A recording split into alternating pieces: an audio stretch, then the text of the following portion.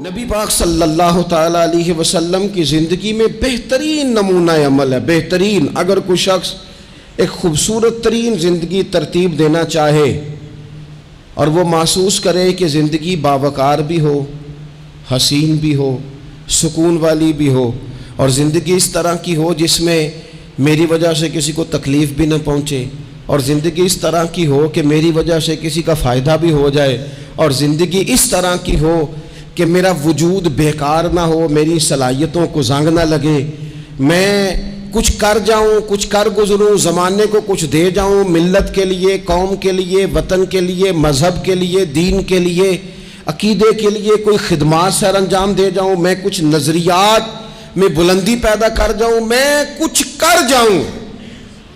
اگر کچھ چاہے کہ میں کچھ کر جاؤں تو لقد کان لکم فی رسول اللہ اسوۃ حسنہ, پھر اس کے لیے میرے نبی پاک کی زندگی ایک بہترین نمونہ ہے. بہترین نمونہ. ہم نا جب کچھ کرنا بھی چاہتے ہیں نا تو تب بھی نا اس میں پہلے اپنا آرام سائیڈ پہ کر لیتے ہیں, اپنا سکون سائیڈ پہ کر لیتے ہیں, اپنا کھانا پینا, اپنا نفع سائیڈ پہ کر لیتے ہیں. پہلے ساری چیزیں اپنی ذات کی اس میں سے مائنس کر کے پھر ہم کچھ کرنا چاہتے ہیں. تو ایسے تو نہیں نہ کچھ ہوتا, نہیں کرنا کچھ نہ پڑے, نام زیادہ ہو, خدمت کوئی بھی نہ ہو, نمبر پہلا ہو, ڈیوٹی کوئی بھی نہ ہو, اجر سب سے زیادہ ہو.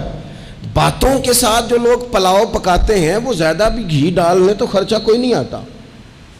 مسالہ جات مہنگے استعمال کریں, باتوں سے جو پلاؤ پکانا ہے. اور اگر کسی نے عملاً آنا ہے تو پھر تو میرے بھائی یہ شہادت گاہ الفت میں قدم رکھنا ہے. لوگ آسان سمجھتے ہیں مسلمان ہونا. آپ تھوڑا سا اس آیہ مقدسہ کا پس منظر سمجھیں گے. یہ آیت نازل کب ہوئی؟ یہ آیت نازل ہوئی ہے غزوہ خندق کے موقع پر. سارے عرب قبائل جمع ہو کے یک بارگی انہوں نے حملہ کر دیا مدینہ طیبہ پہ.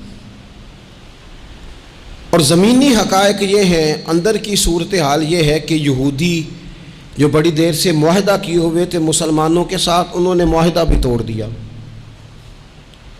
منافقین مدینہ طیبہ میں جو بڑا اظہار کرتے تھے ظاہری جملوں اور لفظوں کے ساتھ, وہ پیچھے ہو گئے. قحط کا زمانہ ہے, معاشی حالات بھی بڑے سخت ہیں. اب ان حالات میں سارے کا سارا عرب کفر جو ہے وہ جمع ہو کے آ گیا. اب حضور نے ان کے خلاف کھڑے ہونا ہے.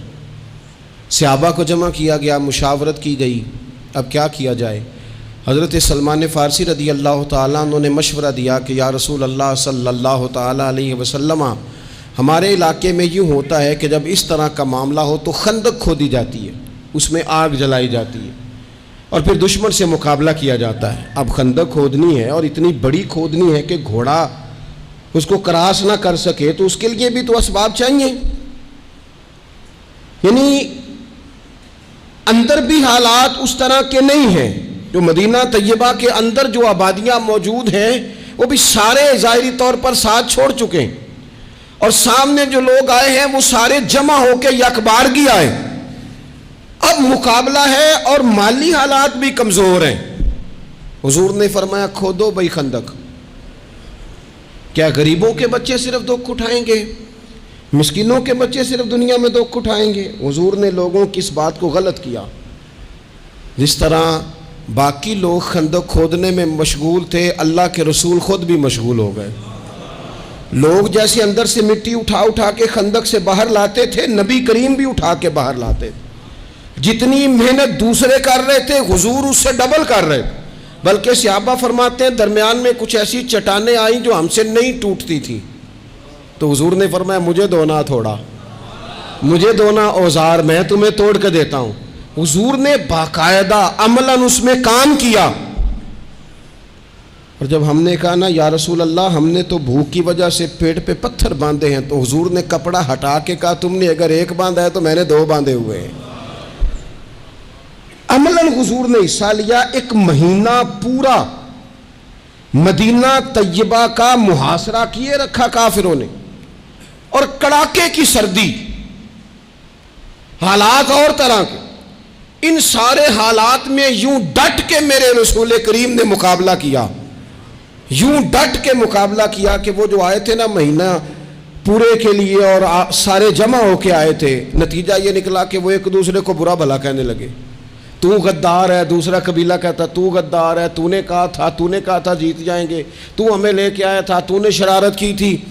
ایک مہینہ محاصرہ کرنے کے بعد وہ سارے وہاں سے خائب و خاسر ہو کر ذلیل و رسوا ہو کے نکل گئے.